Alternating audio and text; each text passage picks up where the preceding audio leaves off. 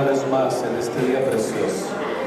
Dios bendiga a mis hermanos, no se les olvide siempre, acuérdense de los hermanos de México, del Estado de México, de Chimalhuacán, Estado de México, que siempre están al pendiente. Dios les bendiga desde este lugar. Muy pronto nos vemos por allá. Y si no puedo ir yo, pues envío un mensajero para que vaya y esté con ellos. Dios bendiga a cada uno de ustedes en este día. Vamos a tomar nuestros lugares, a tener un tiempo de reverencia especial. Ayúdenos para poder mantener un buen orden y que Dios sea bendecido y glorificado a través de sus hijos. Que Dios pueda ser de grande bendición para nosotros.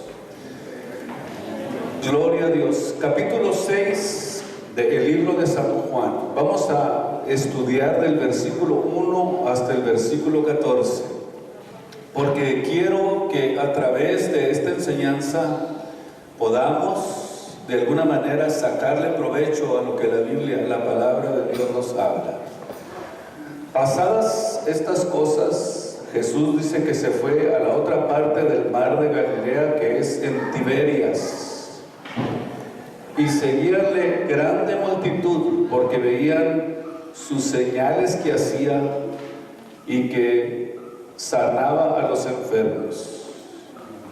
Y subió Jesús a un monte y se sentó allí con sus discípulos. Y estaba cerca, fíjense bien, noten ustedes, estaba cerca el tiempo o la Pascua, la fiesta de los judíos. Y como alzó los ojos y vio que había venido a él grande multitud, dice Felipe: ¿a dónde compraremos pan para que coman todos estos? Mas esto decía Jesús para probarle, porque él sabía lo que tenía o lo que debía de hacer. Y le responde Felipe: 200 denarios de pan no les bastarán para que cada uno de ellos tome un poco. Dícele uno de los discípulos, Andrés, hermano de Simón Pedro: un muchacho está aquí que tiene 5 panes y 2 peces, más que esto entre tantos. O sea, imagínense 5 panes y 2 peces para más de 15,000 personas. Dícele a uno de sus discípulos, a Pedro, hermano Andrés, hermano de Pedro: un muchacho está aquí, vean ustedes, y dice, tiene 2 peces, 2 pececillos y 5 panes. Entonces Jesús dijo: hacer recostar a la gente. Y había allí mucha gente en aquel lugar, y recostáronse como un número de 5,000 hombres. 5,000 hombres, sin contar las mujeres y los niños. Por eso, cuando nosotros venimos a la Biblia, tenemos tanto que aprender de ella. Y Jesús tomó aquellos panes y, habiendo dado gracias, repartió a los discípulos, a los que estaban ahí recostados, asimismo los 2 peces cuanto querían.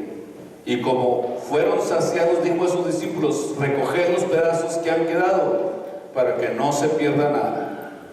Escogieron pues e hicieron 12 cestas de 5 panes de cebada que sobraron a los que habían comido. Aquellos hombres entonces, como vieron la señal de Jesús que había hecho, decían: este es verdaderamente el profeta que había de venir al mundo. Y entendiendo Jesús que habían de venir para arrebatarle y hacerle rey, volvió a retirarse para estar solo en el monte, en un monte. Vamos a tratar de hacer un análisis profundo acerca de lo que es este milagro de la multiplicación de los panes y de los peces. El milagro de la multiplicación de estos peces para poder alimentar, fíjese usted, a los 5,000 hombres que había allí. Vemos que esta es la cuarta señal que Jesús emplea para demostrar que Él era el Mesías, con este hecho.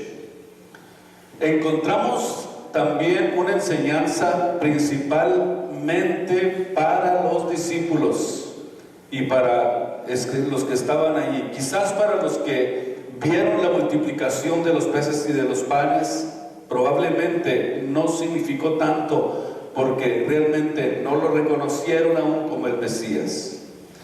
Pero sí una enseñanza muy especial, principal para los discípulos. Y la enseñanza es que Dios siempre usará lo poco que tenemos para que Él pueda multiplicarlo. Y aquí vemos que nuestro Señor Jesucristo, nuestro Dios, nos enseña que si tú usas lo poco que tienes para la obra del Señor, ¿qué es lo que hará Dios? Dios usará eso poco para poder multiplicar. Y eso es precisamente el deseo, la intención de Dios, a enseñarnos que Él siempre va a buscar la forma de que lo que nosotros hagamos para la obra de Dios, Él sabrá de alguna forma cómo hacer que sea prosperada tu vida y cómo Dios puede multiplicar tu alacena, cómo Dios puede multiplicar para que puedas tener para todas tus necesidades de la vida diaria. Y le quiero decir algo muy importante: no espere usted tener mucho para poder hacer eso. Porque a lo mejor está pensando, cuando tenga 10 millones de dólares voy a dar 1 millón para la obra de Dios. Porque yo creo que es probable que nunca llegue ese día. La Biblia dice que el que es fiel en lo poco, también lo va a hacer en lo mucho. Pero el que en lo poco es infiel, tampoco lo será en lo mucho. O sea que Dios nos prueba en lo poco. Si somos fieles en lo poco, entonces Dios te va a ir graduando a llevarte a lo mucho. Y la mayoría de los milagros de Jesús fueron milagros de imposibilidades. Y esto es precisamente lo que Dios quiere hacer cuando quiere hacer milagros donde las cosas son imposibles. Y cuando el cristiano comienza a caminar con el Señor Jesucristo, comienza a caminar ¿en qué mundo? En el mundo de los imposibles. Porque lo que es imposible para el ser humano, la Biblia dice que esto es posible para Dios. Pudiéramos decir entonces que nosotros comenzamos a caminar con el Dios de los imposibles, el Dios que siempre hace posible lo que nosotros no podemos alcanzar. En Jeremías capítulo 32, versículo 17, vean ustedes lo que dice Jeremías. He aquí, 32, versículo 17, oh Señor Jehová, he aquí que tú hiciste el cielo y la tierra con tu gran poder y con tu brazo extendido. Ni hay nada, absolutamente nada, que para ti sea difícil. Vean ustedes que para Dios no hay nada que pudiera ser difícil para Él. Y cuando comenzamos a caminar con Dios, entonces quiere decir que nosotros nos entregamos al servicio del Dios de los imposibles. Jeremías 33:3 también, ¿verdad? Clama a mí, yo te responderé. Te voy a enseñar cosas grandes y maravillosas que tú no conoces, que tú no entiendes. Y el cristiano comienza a caminar al lado del que es el creador de los cielos. No sé hasta dónde ustedes puedan tener esa visión, esa convicción en su vida, pero comenzamos a caminar al lado del creador de los cielos, el creador de la tierra, el que alimenta a las aves, el que cuida a su creación, el que sostiene su creación, el que puso cada una de esas creaciones exactamente donde tienen que estar. La tierra no está ni más lejos ni más cerca de la tierra, está exactamente donde tiene que estar. Si estuviera más lejos, se congela. Si estuviera más cerca, se arde. Así que Dios la colocó perfectamente en su lugar. Él tiene controlado todo el universo. O sea, este es el Dios de la Biblia y quiere que nosotros también comencemos a creer en las cosas que son imposibles juntamente con Él, para poder entender verdaderamente al Dios que estamos sirviendo. Vemos entonces aquí en esta porción del libro de Juan, en el capítulo 6, que es posible que haya pasado, según vemos en el versículo 1, un largo tiempo de intervalo entre el capítulo 5 y el capítulo 6. Si la fiesta mencionada en Juan 5:1 era la fiesta de los tabernáculos, podemos entender que transcurrieron por lo menos unos 6 meses después lo que estamos viendo en este capítulo, que pudiera ser de octubre a abril. Pero si se trata de la Pascua, entonces se puede deducir que transcurrió un año, porque en el capítulo 5, versículo 1, no menciona qué fiesta era la que se estaba celebrando en los judíos en aquel tiempo. Vemos pues una similitud con el capítulo 5 en ambas cosas que designan una fiesta de los judíos. No sé si lo han notado, pero aquí podemos notarlo ya en este momento. Mientras que en el capítulo 5 se desarrolla al sur, en la ciudad de Judea y Jerusalén, aquí en este capítulo 6 vemos que tiene su ubicación al norte en Galilea, y el resultado vemos entonces que es el mismo rechazo del sur y del norte, pudiéramos decir, acerca de lo que Jesús estamos nosotros comprendiendo cada día. Vemos que en esa región, en cualquier lugar, sea el norte o el sur, vemos verdaderamente que existió un rechazo de Jesús. Y vemos que en esta ocasión, vean ustedes, analícenlo ustedes conmigo de una forma detenida, cómo vemos que lo seguían. ¿Por qué? La Biblia lo dice claramente. ¿Por qué lo seguían? Porque estaba haciendo prodigios y milagros, por las señales que hacía, porque levantaba enfermos. Y entonces podemos ver que estaba la gente llena de curiosidad por ver a Jesús, no por conocerlo, sino por lo que hacía. Esta curiosidad vemos que podía tener algún tipo de convencimiento, porque querían ver sus milagros, pero realmente no lo estaban siguiendo porque tenían fe o por la fe.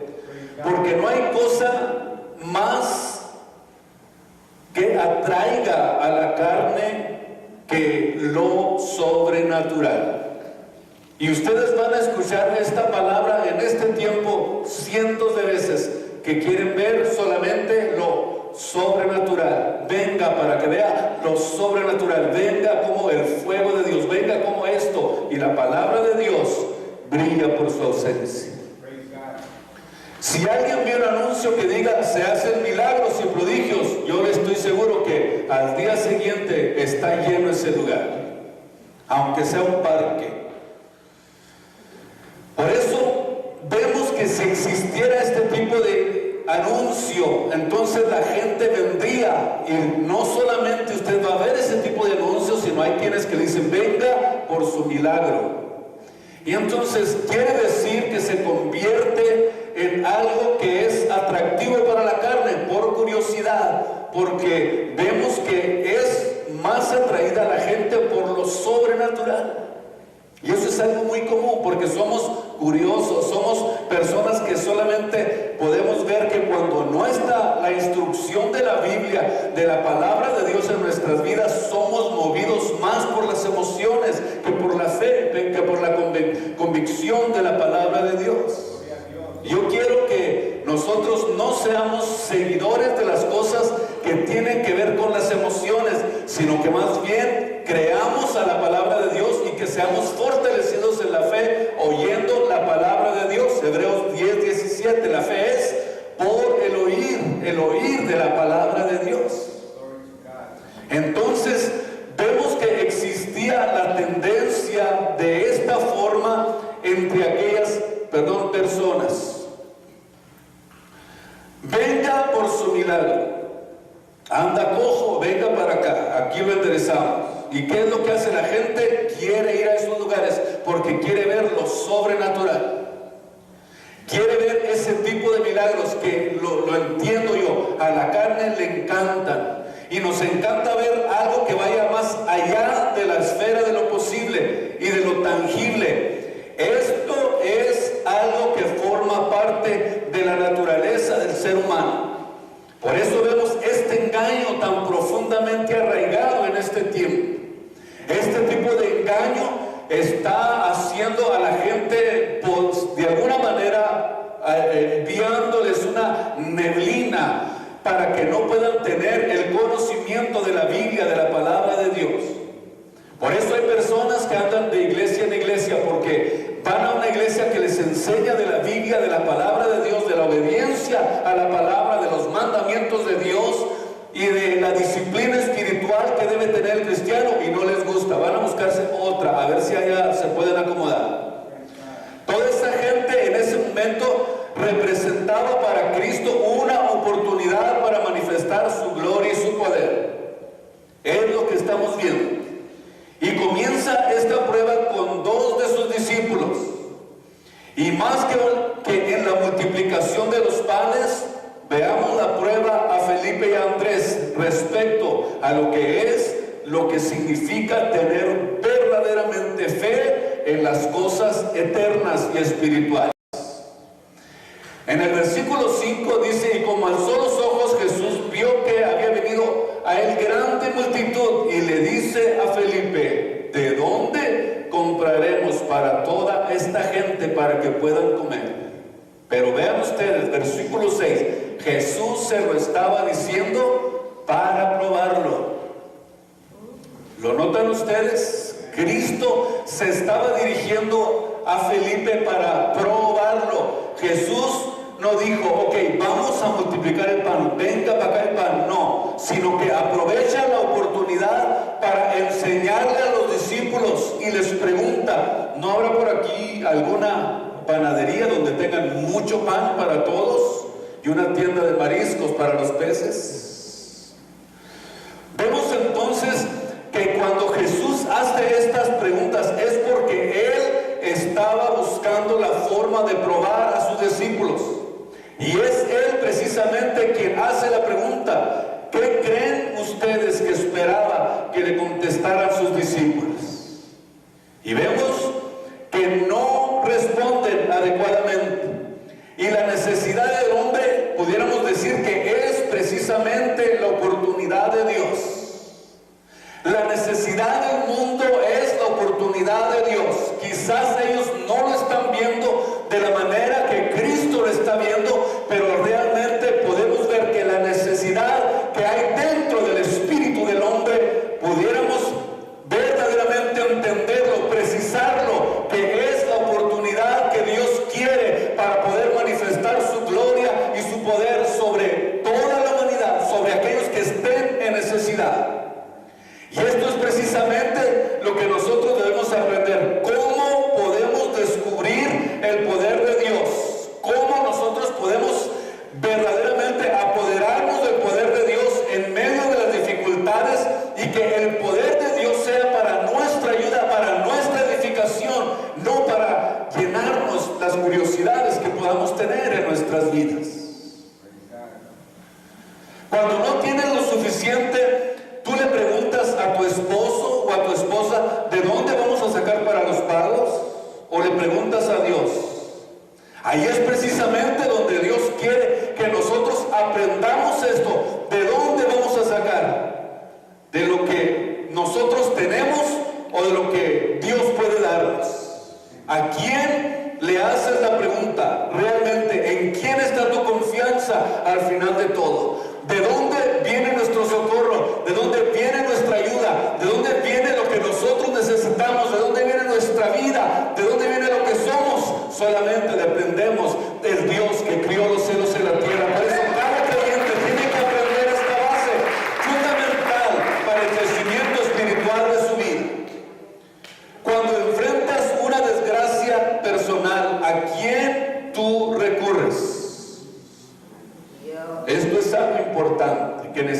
podamos de alguna forma ver con una lupa para poder comprenderlo en esta tarde.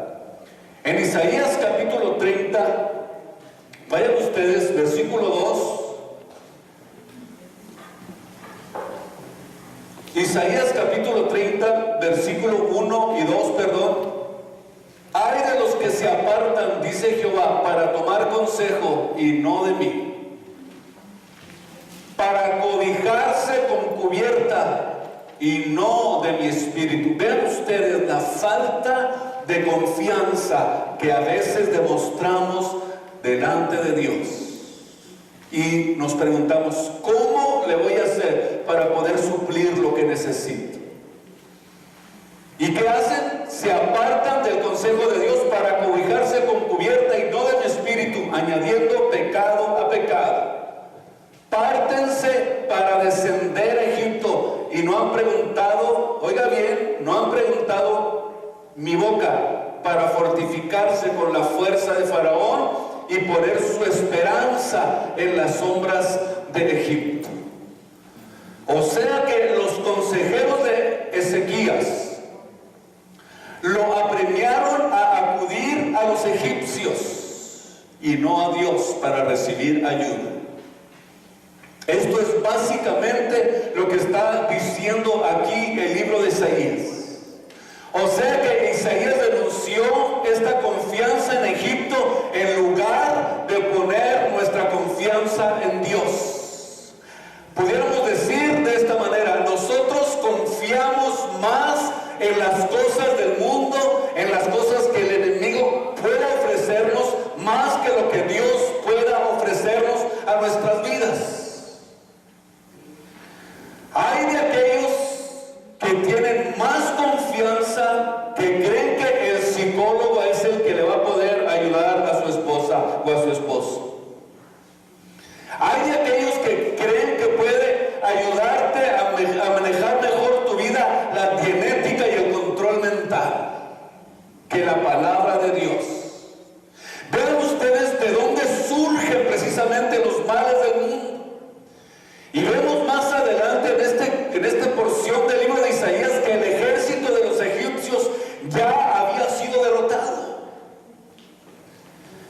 Es impresionante, o sea, el ejército de los egipcios ya había sido derrotado y sin embargo queremos ir a pedir ayuda al derrotado, al que Dios destronó en la cruz del Calvario, y creer que Él puede ayudarnos, creer que el mundo puede suplir lo que nosotros necesitamos. Es dudar de la Biblia, es dudar de la palabra de Dios, es dudar del poder del Espíritu Santo que obra a través de nosotros.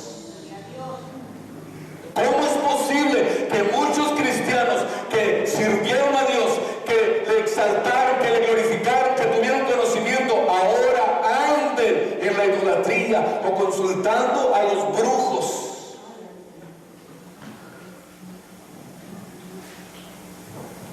Mejor se van a esos lugares que a la palabra de Dios, porque dicen, oh, yo estoy muy decepcionado de la Biblia, de la palabra de Dios. Estoy muy decepcionado de los hombres. Mentira del diablo, es que te encanta esa vida. No hay nadie que pueda ser derrotado si tú en tu vida espiritual, en tu vida devocional, en tu intimidad con Dios lo consientes.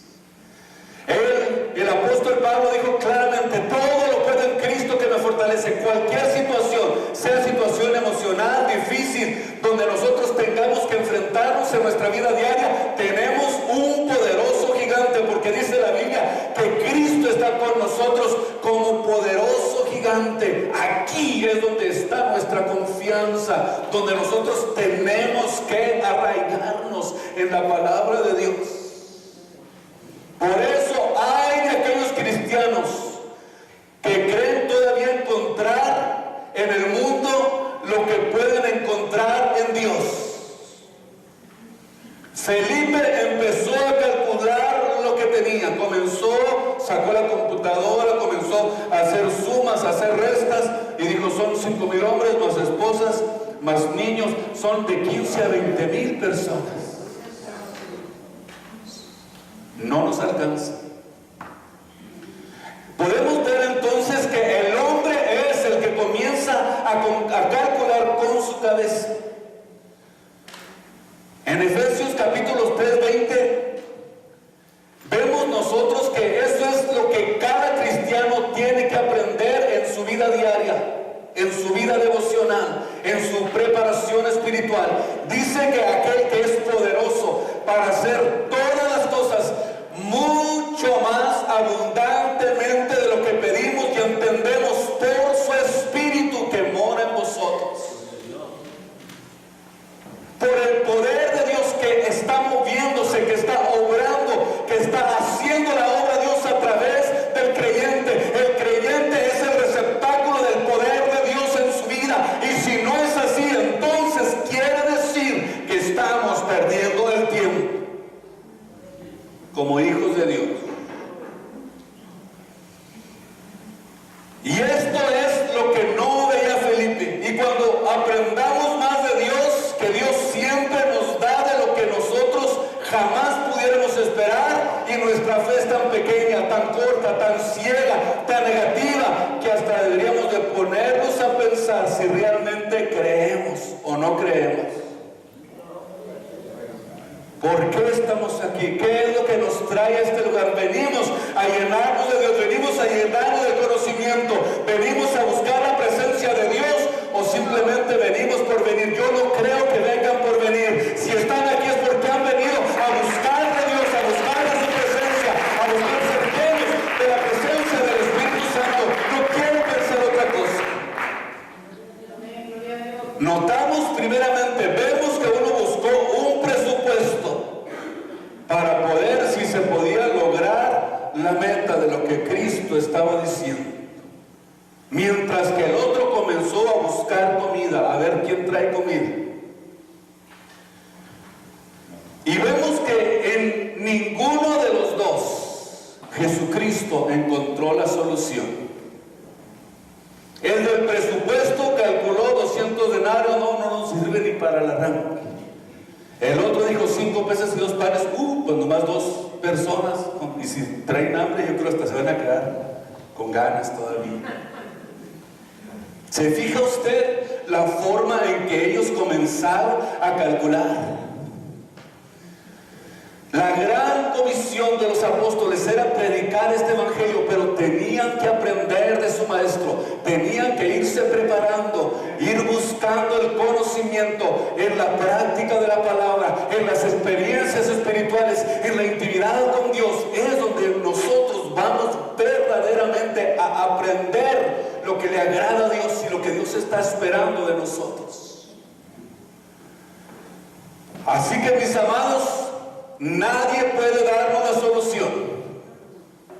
Si confiamos en el hombre no tiene la solución. Si buscamos en la genética, si buscamos en la psicología, si buscamos en los gurús, nadie puede darnos la solución. Solamente Cristo, solamente en Él. La salvación se encuentra en Él. No hay otro nombre dado a los hombres debajo del cielo en el que podamos ser salvos. Es solamente Jesús, el Cristo. A esa es la gloria y la honra en esta tarde preciosa. Anímese, denle toda la gloria a Él. Él se lo merece. Nadie puede darnos la solución para nuestro matrimonio. Nadie puede darnos la solución para nuestros hijos. Nadie puede darnos la solución de lo que nosotros necesitemos, de tu trabajo, de tu dinero, de tu carrera. Solamente Cristo nos puede ayudar, porque dice la Biblia que Él es nuestro ayudador. Y esta es una de las áreas en las que Dios prueba a los que aman a Dios. Y especialmente a los pastores, a los misioneros, a los hombres de Dios, a los hombres que Dios está preparando para predicar este evangelio por todos lugares. Por eso es que Dios, antes de llamarnos, a veces nos pasa por situaciones difíciles para probarnos, para ver de qué estamos hechos. Antes de llamarme Dios a a la misión juntamente con mi esposa y mis hijos, Dios nos pasó por una prueba de fuego muy fuerte, dolorosa, y que le doy gracias a Dios que aún mis hijos, estando tan pequeños, pudieron aguantar como nosotros. Solamente Dios nos puede ayudar. Y es ahí donde me convencí que Él es un Dios vivo, que Él es real y que tenemos que pasar estas pruebas realmente en quién está nuestra confianza, si en nosotros, en nuestras capacidades o en el poder de Dios. Es ahí donde nosotros tenemos que verdaderamente asimilar lo que Dios está queriendo hacer de nosotros. Dios, antes de llamar a alguien, lo pone a prueba y le enseña. Esta enseñanza estaba más dirigida para sus discípulos, para que aprendieran, para que vieran y para que se dieran cuenta de lo que Dios puede hacer cuando verdaderamente nosotros nos convertimos en discípulos de Él. En el capítulo 8 del libro de Deuteronomio, aquí revela Dios el secreto de las pruebas de su pueblo. Por eso ustedes y yo tenemos que aprender este principio establecido en la Biblia, para que nosotros aprendamos cuando Dios es el que nos lleva a veces y nos mete en pruebas, en situaciones que tenemos que nosotros discernirlo por el Espíritu Santo. Si Job no hubiera tenido ese discernimiento espiritual, yo estoy seguro que a la primera dice: ahí nos vemos, yo ya no sigo adelante, ya no voy a renegar contra Dios, voy a aventar la toalla, ahí nos vemos. Pero Job discernió por el Espíritu que todo lo que estaba pasando en su vida era porque Dios estaba probando su fe y su confianza. Y el que tiene su fe y su confianza puesta en Dios, el que tiene el reino de los cielos establecido en su vida, no le importa lo que pase en esta tierra, está dispuesto a dar hasta su vida por Jesús. El que no, a la primera, patitas patando solo. Y en esta porción, capítulo 8 de Deuteronomio, Dios está revelando el secreto de las pruebas de su pueblo en el desierto, y los llevó, dice la Biblia, por el camino difícil, camino de 15 días que se convirtió en camino de 40 años.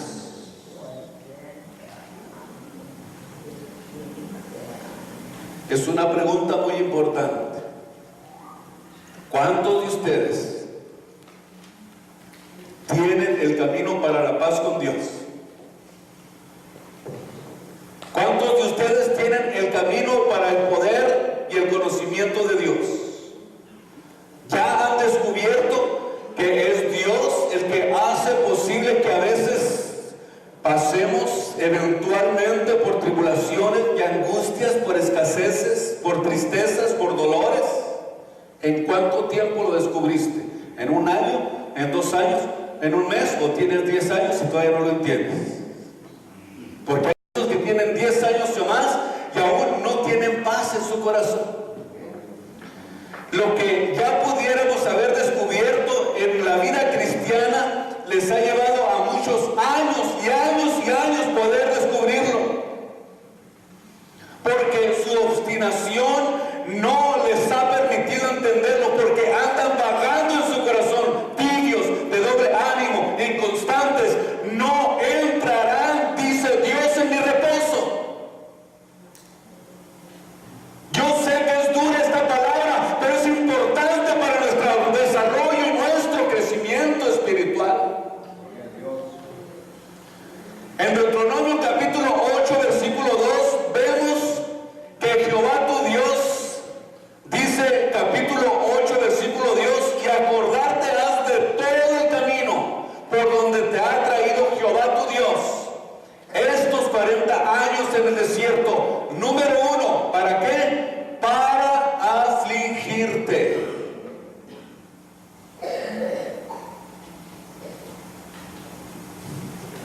¿Por qué es necesario que Dios nos aflija? Porque solo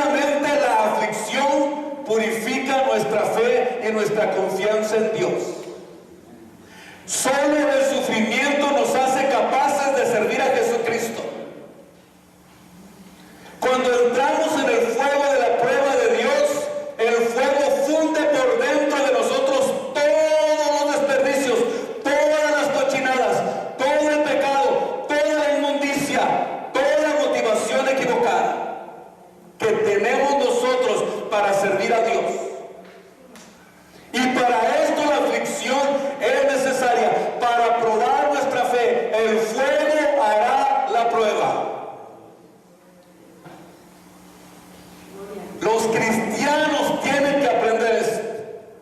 Olvídate del gigantote que tienes dentro, del poder que tienes. No, Señor, esto es lo que la Biblia enseña. No te dejes llenar de arrogancia, de mentira, de autosuficiencia. Es una mentira del diablo en esta etapa en la que estamos viviendo, en la que muchos son engañados. No quieren oír la verdad, quieren oír decir que son unos dioses, unos gigantotes, unos poderosos y que tú eres cabeza y no cola. ¿Y cómo sabes?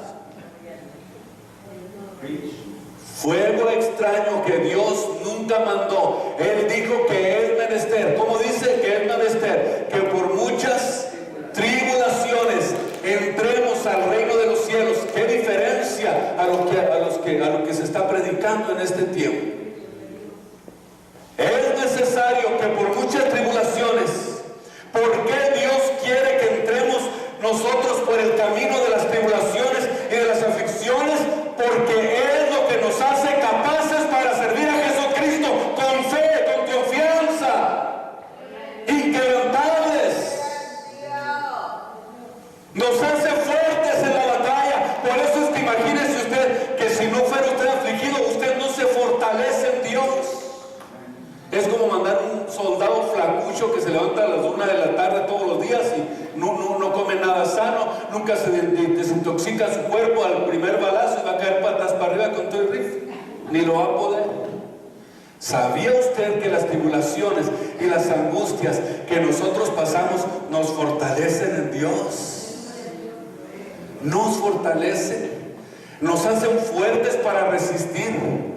Nos hacen fuertes para enfrentarnos al enemigo, porque las armas de nuestra milicia no son carnales, sino poderosas en Dios para la destrucción de fortalezas. Los hijos de Dios estamos entrenándonos en el ambiente espiritual en el que Dios nos está llevando a esa la gloria y la honra en esta tarde preciosa.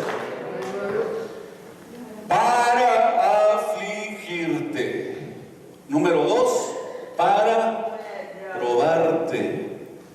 Deuteronomios capítulo 8, versículo 2.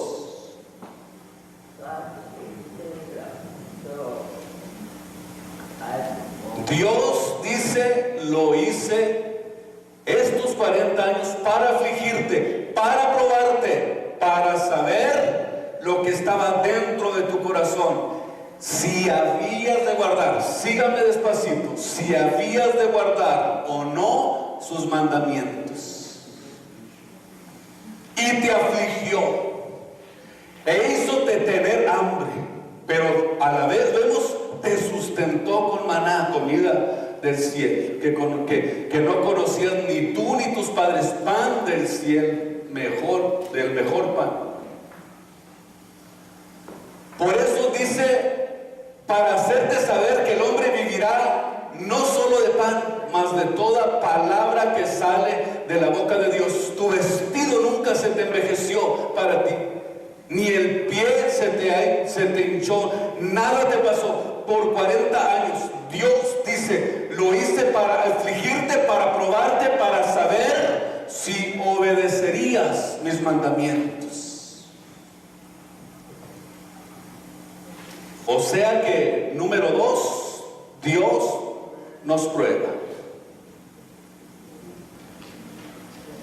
La prueba que Dios le hizo a Israel quería saber si estabas dispuesto a no guardar los mandamientos.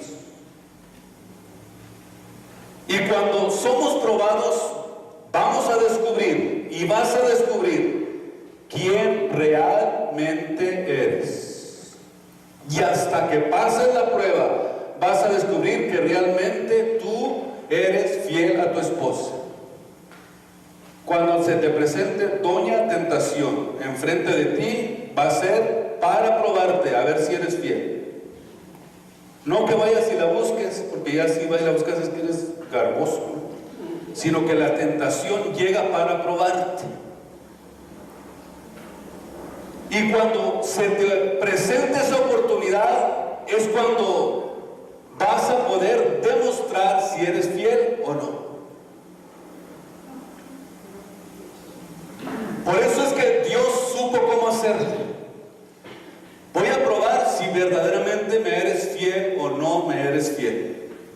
Imagínese usted que en algún momento de su vida se le presente la tentación para probar si verdaderamente usted ama a su familia. Jóvenes, ¿cómo pueden saber si realmente han crecido en Jesucristo? Hasta que venga tu novio o tu novia con el, no sé cómo decirlo, con el cuchi a tu vida y te atrevas a rechazar la tentación.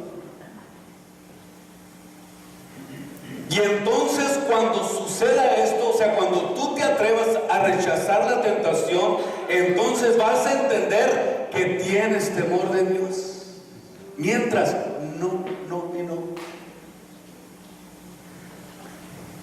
Mientras no rechaces, cuando llegue la tentación, cuando llegue la prueba, cuando llegue el momento de ser probados, si no pasas la prueba, nunca vas a entender el temor de Dios.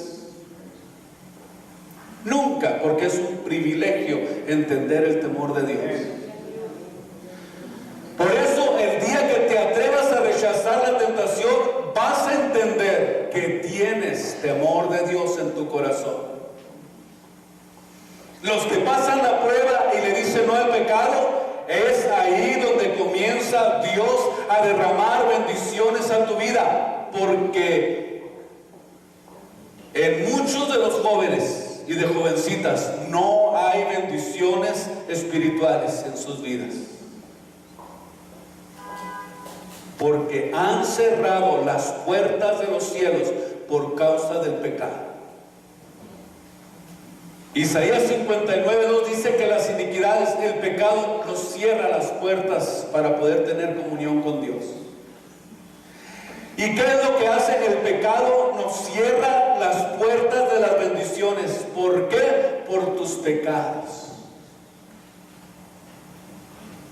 ¿Por qué tuviste que casarte con alguien que no era cristiano? Por terquedad nomás, por llevarla a la Biblia y por no obedecer lo que la palabra de Dios dice.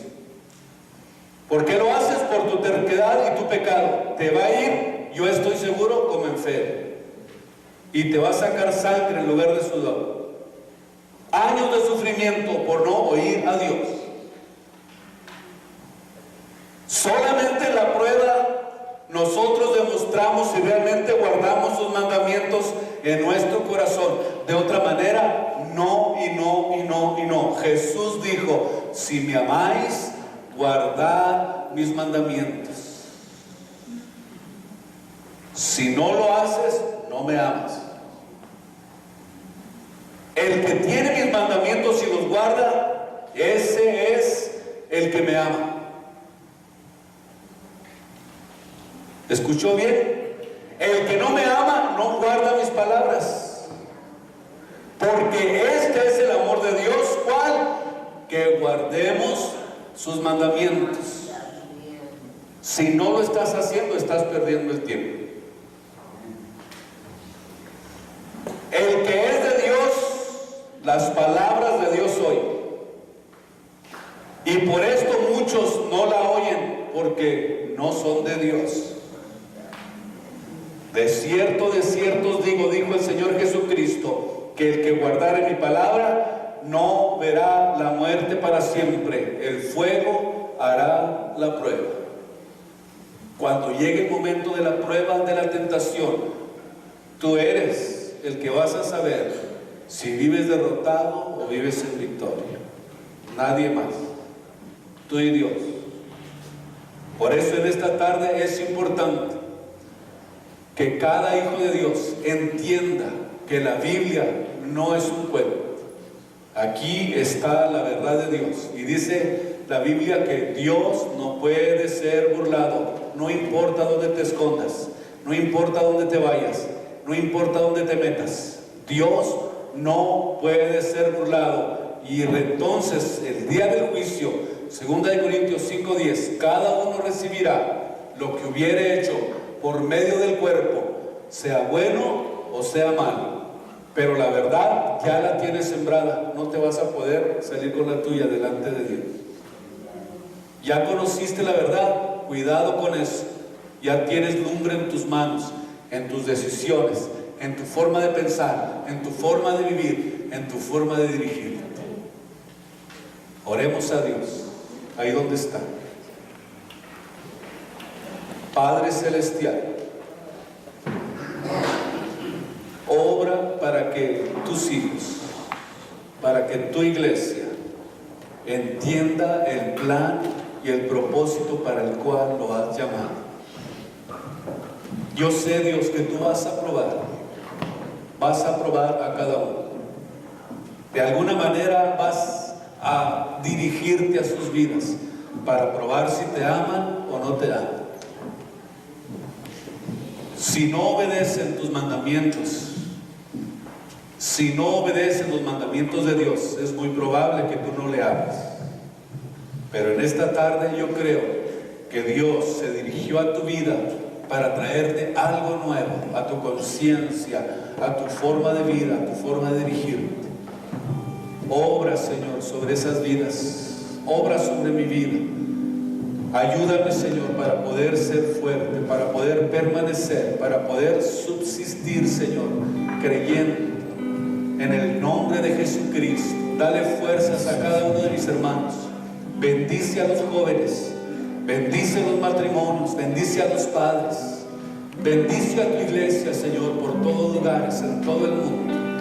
En el nombre de Jesucristo, en el nombre de Jesús. Haz que todos salgan aprobados. El fuego, Señor, hará la prueba en sus vidas.